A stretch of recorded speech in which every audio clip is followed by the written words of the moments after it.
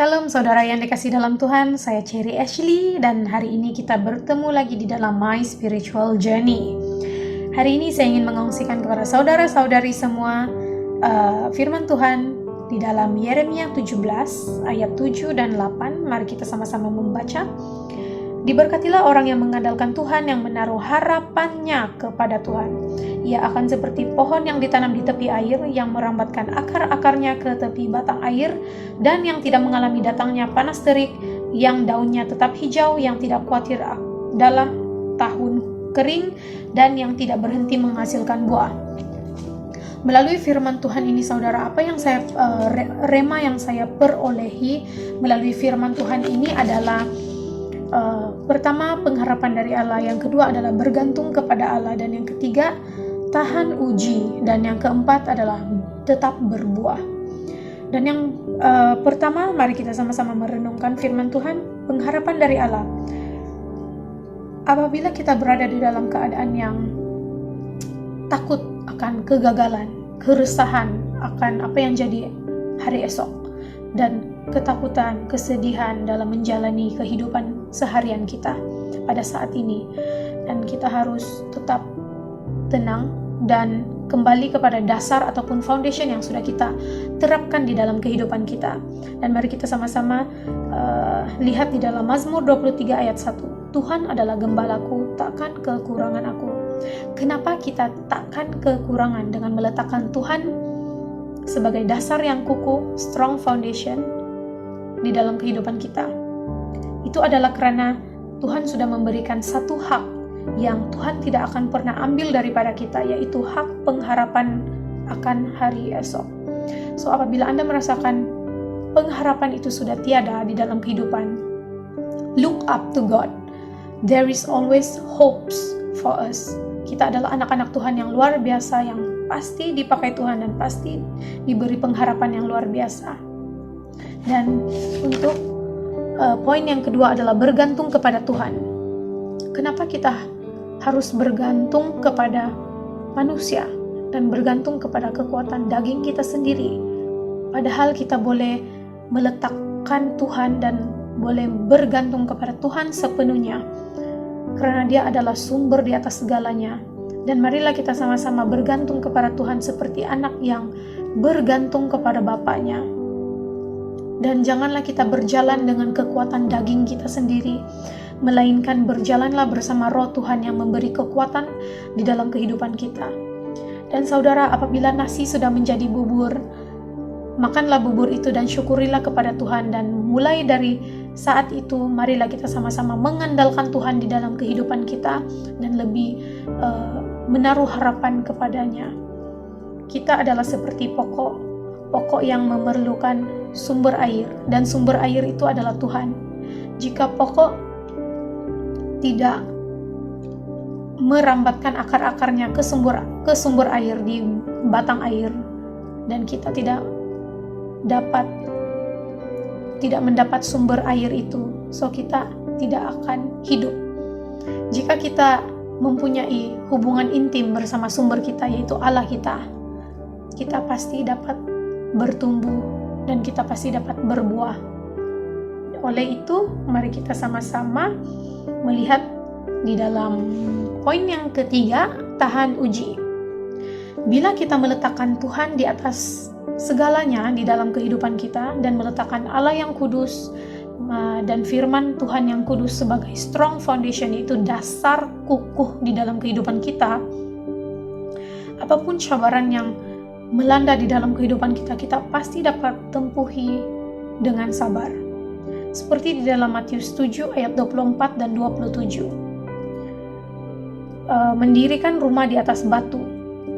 Orang yang mendengar perintahnya digelar sebagai orang yang bijaksana, karena dia mendirikan rumahnya di atas batu.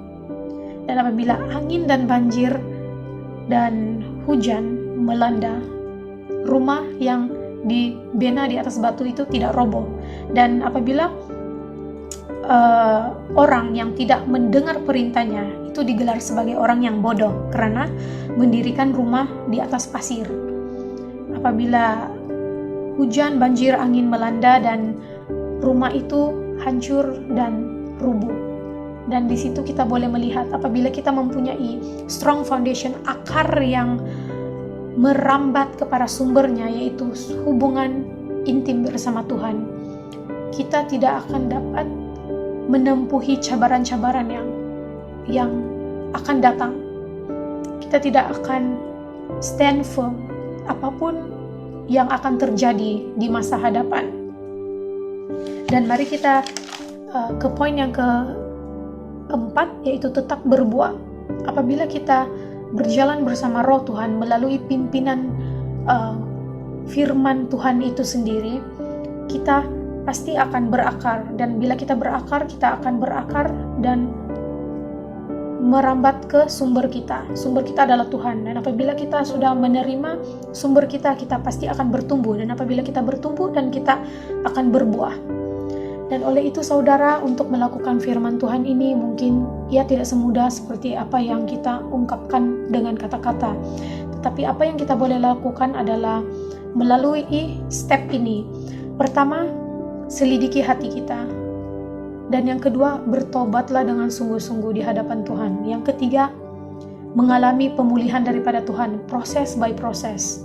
Dan yang keempat, terakhir adalah perubahan yang lain pasti ditambahkan kepada kita, lambat atau cepat, tetapi ianya pasti. Seperti di dalam Yeremia 18 ayat 3 hingga 6, cerita tentang si tukang periuk yang membentuk bejana ataupun tembikar. Dan apabila dia membentuk tembikar tersebut, ia menjadi rosak, tetapi dia coba membentuknya dengan apa yang dilihat atau dirasanya itu baik. Tetapi Tuhan berfirman, tahukah kamu bahwa aku seperti tukang periuk itu? Dan bejana itu adalah seperti kamu, yang dimana tukang periuk, yaitu Tuhan, boleh membentuk kita, yaitu bejana. Jadi marilah kita sama-sama merendahkan diri untuk mempunyai hati seorang anak yang mahu menerima ajaran dan belajar dan bertumbuh di dalam Tuhan. Amin. Dan sekarang saya ingin mengongsikan kesaksian saya. Semasa saya ingin berada di dalam perjalanan balik, touch and go, saya tidak mempunyai cukup balance dan saya tidak mempunyai cash pada masa itu. So saya sangat yakin bahwa destinasi yang terakhir, yaitu restoran Jejantas di highway, itu adalah last tempat yang saya boleh berhenti untuk cari ATM dan withdraw duit untuk top up touch and go. Tetapi pada masa itu mesin itu out of service dan saya tidak boleh mencari di mana saya boleh mendapatkan cash, dan saya tidak boleh melepasi tol itu. Dan apabila saya penuh dengan rasa marah, keresahan, dan untuk